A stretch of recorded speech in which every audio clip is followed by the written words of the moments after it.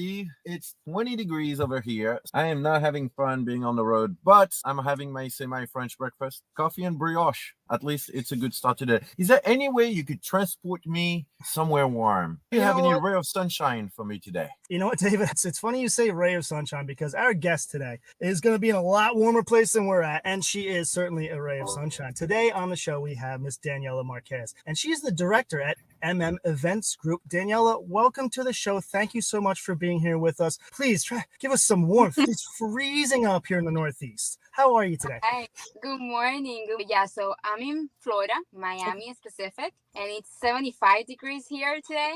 In the morning, early it was raining, but now it's sunny. Very nice, very nice. Can you tell our viewers a little bit about Events Group, what that is and what you do there? So I'm a licensed CAM. I'm a community association manager. I also have my CMCA, and I started the work managing condominiums. I managed a condominium near to the beach during the collapse in Surfside. And then last year in 2023, I created this group. It's an organization, or it's a group, however you want to call it. And we do events for community managers, board members, even vendors are associated with it. And we partner with elected officials. So that's what we do in terms of going out there and discussing topics that are relevant to specific communities with the elected officials. So it's good.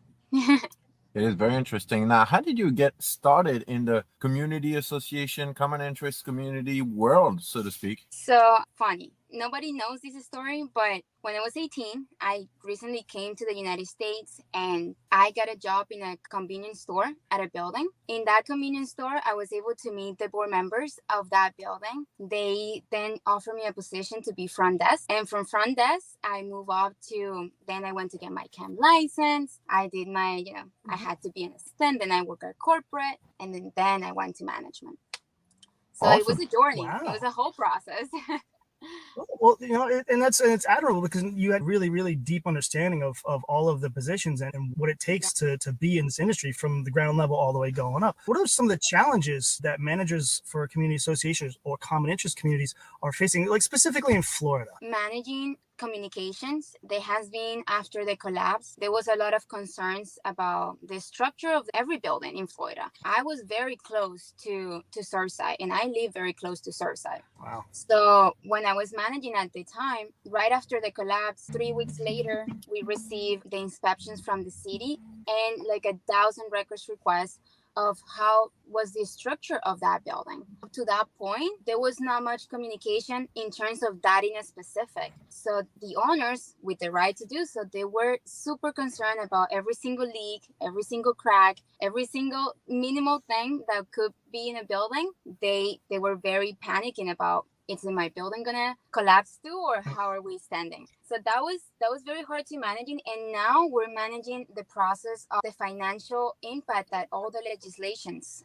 passed are generating into the condos, and managing the owners and the membership in Florida. Almost every building is facing 2 to 3 special assessments. And that's very hard to manage when you have a large community, to explain that to the owners and to explain that it's just following the rules. Absolutely. So how can Events Group, how can you guys help the communities with these challenges that they're facing? So I noticed that even though there is different groups of organizations that do host events that give continuing education credits for managers, there is so many people that live in condos that is affected for everything that is happening, that they don't know anything. They just don't know about the legislation. They don't know where is the special assessment coming from. They're not informed of anything. So I decided to collaborate with elected officials. I have done multiple cities, and we have worked with elected officials at a city, county, and state level to bring them together under one roof and speak out to what's going on. This is what's happening. This is the reason why it's happening, and address the questions of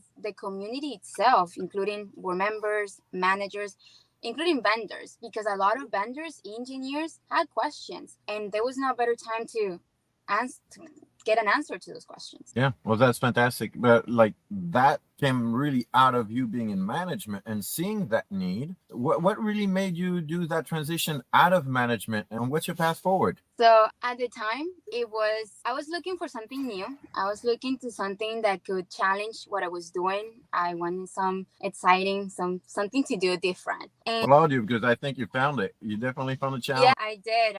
In 2022, I didn't know I was able to put these events together. And today I was like, wow, like we really did good last year. I'm very happy with that. I love the industry. I never wanted to leave the community association industry. I have seen managers move from being a manager to being a business development people, from being a manager to get their own businesses and then provide services to the associations. So I think within the community, there is so much opportunity to grow and to just keep moving up. And that was what I was looking for. Recently, I joined also a self-managed community in Aventura, and it's a luxury high-end building. It's called Bellini in Williams Island. So I'm very excited to join that team and continue doing the events. It's gonna be awesome. Well, If we you, applaud you. And I mean, it's a big commitment, but you definitely need to go for the task. what was the biggest challenge you've ever faced, and maybe how they might be able to overcome those kind of hurdles? A big challenge is definitely to work under pressure. And I'm not working under pressure on terms of workflow, in terms of you're gonna find to deal with people that are just difficult. They're out there. You're gonna find nice people, lovely ones, you're gonna find friends forever, but you're gonna have to face people that they're just not gonna be aligned to what you think or what you do, and make sure that you can face that and continue doing a good job in front of those situations. And then I learned to take nothing personal. At the end of the day, sometimes people say things for emotions, they don't really mean it, and sometimes people just get some seasons, but never take anything personal. Have a nice heart and forgive whatever happens in the past, and just keep moving forward. That is awesome. I love this value. And you know, you're absolutely right. This industry helps you find friends forever. Look, I found my Yeah, friend forever right here. yeah, for All sure. right. So, quick question about Surfside. I want to go back to it because you mentioned it a couple of times. Like, how big was that impact in Florida? Like, for us throughout the East Coast, we see the impact of it. We feel it in certain ways, but for you guys, it was very different. So, tell us a little bit about I remember that morning, one of the mother of my good friend that used to live in the building I managed. She was living at the Champlain Towers. She was one of the survivors. So it was traumatizing for everyone that was working in a condo and that was living in a condo. You didn't know. Along the beach, oceanfront condos, all of them, majority of them, they're not new condos. They're been there for 30, 40, even 50 years. And until that point, the view of saving for the reserve study, saving for the 40 years verification, saving for the 50, most of the condos waive those fees in order not to have a maintenance increase. So it was very shocking seeing the building collapse. We all thought that it was like a movie. And after that, again, the legislations that were passed for the safety of the owners, for the safety of the community itself, they have bring an impact, financially impact to all the owners and to the condominium industry. Add to that the insurance. The insurance when I was managing went from 600 to 1.2. So that's why I always think that right now, one of the issues that are happening is that managers and board members need to get together and have the community informed so that they understand what's happening and they understand where all of these assessments coming from and what are they paying for. And there's a lot of information, and it's really, I guess, like you said, the communication has got to be paramount. So Events Group, you guys are putting together some educational stuff, right? Some informational things. What kind of events do you guys have coming up? What's coming down the pipe from you? So we have an event coming up January 31st, and it's going to be in Surfside. We're going to be having as a special guest the former condominium ombudsman for Florida, and we're going to be talking about electronic voting and community participation and involvement. There is going to be a little bit of a debate because some owners don't like it and some they completely support online voting. And you have to listen both sides because they have really good arguments. And I respect both, but I'm very excited because that's the idea that we can combine ideas and we can get to an agreement. So owners have also the tools to go to their communities and improve whatever they need to improve. Outstanding. Now, maybe it's a twofold question for Events. What kind of topics are you looking for in the future, and how does a speaker get on your radar to maybe be part of your events. If they have any topics, ideas that they would like to discuss, I would love to hear those. I'm basically looking for something different. I would like to create events for topics that are not discussed on a daily basis. In Florida, after the collapse, it's not only me. There is 1,000 groups that do launch, that do classes for members, that guide you through the path of information, getting the right information and moving forward that in an educated way. But there are always topics that people don't discuss much. So I would like to see those. I would like to get into that. All right. Fabulous. Fabulous. Well, thank you so much for joining us today, Daniela. Absolutely delightful. And we like to give our guests an opportunity just to share to our audience anything that you want to share. It could be a thank you to a mentor. It could be somebody that helped you along your path. It could just be a tidbit, or David would say a nugget of information for the managers out there. The microphone is yours. Just go for it. I just want to thank all the companies, the sponsors of the events from